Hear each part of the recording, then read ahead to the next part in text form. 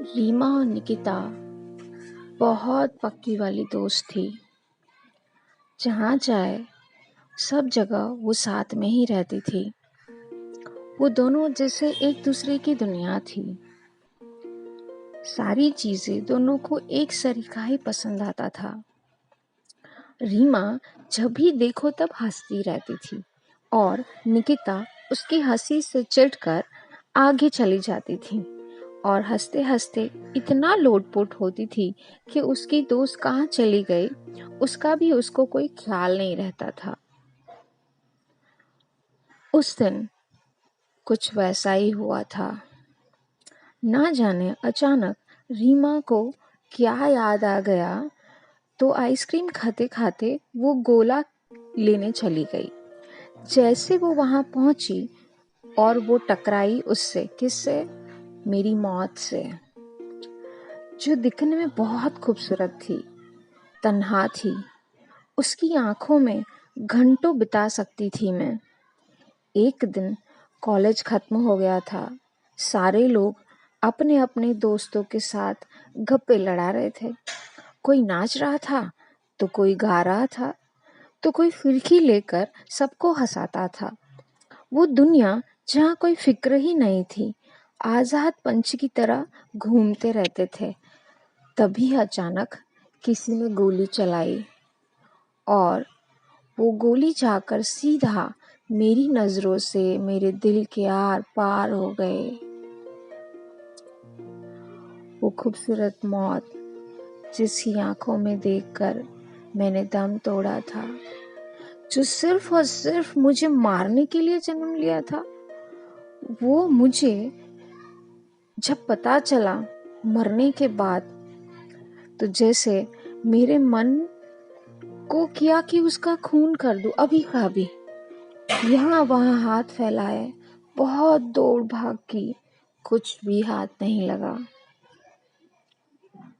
क्योंकि उसके पुण्य कर्म कुछ बीच में आ रहे थे जो मुझे उस तक पहुंचने ही नहीं दे रहे थे। मैं वहां से हिली नहीं पा रही थी, धरती पे जैसे चिपक गई। पता ही नहीं कैसे करूं, क्या करूं। ये सोचते सोचते सालों बीत गए। मुझे तो लगता है कई जन्म बीत गए और मुझे पता ही नहीं चला कि उसने मेरा खून क्यों किया था। क्या बिगाड़ा था मैंने उसका? क्या प्यार करना गुनाह है? हाँ, निकिता के भाई से जब मैं पहली बार मिली थी तब होली की रात थी। सब जल रहा था पर मेरा मन शांत था। मुझे जैसे एक पुराना बिछड़ा हुआ दोस्त मिल गया था। ऐसा लगा कि उसको भी ऐसा ही महसूस हो रहा है। इसलिए चुपके से उसने मुझे एक रुमाल पकड़ा दिया, जो अभी भी आपके हाथ में है ना? हाँ, वही था। उस रात मेरे साथ जब सारे बंधन टूटे थे, मेरा शरीर और मन एक हो गया था। जहाँ भी जरा सा भी वो छू लेता, मन में जैसे बिजली सी दौड़ जाती थी। हर वक्त हर हरकत पे प्यार आता था और उसकी हर आदत से मुझे नफरत होती थी। धीरे धीरे वो प्यार कब नफरत में बदल गया उसका पता ही नहीं चला। कौन जिम्मेदार है ये तो नहीं कह सकती, पर ये तो पता है कि उसकी आदत से मजबूर था वो, ये वो भी नहीं जानता था। यही बात को लेकर मेरे और रीमा के बीच बहुत बड़ी लड़ाई हुई। बात इतनी दूर तक पहुंची कि वो मेरी कभी शक्ल ही नहीं देखेगी और यही किया उसने। अपने पुराने दोस्त से मिलकर हंसी हंसी में उड़ा दिया मुझे। क्या ये जरूरी था? क्या मुझे जीने का हक नहीं था?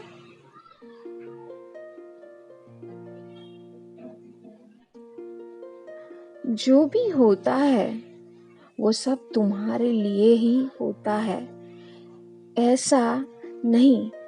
बहुत बार कर्म बंधन को तोड़ने के लिए खुद आत्मा इतना कठिन मार्ग पसंद करती है।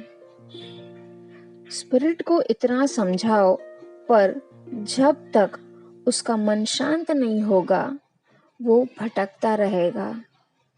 तो बेटा, सबसे पहले शांत हो जाओ। Relax yourself, completely relax yourself। सारे रास्ते बाद में खुलेंगे।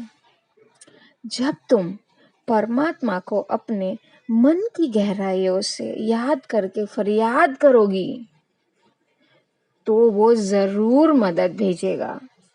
तुम तैयार रहो उसको लेने के लिए।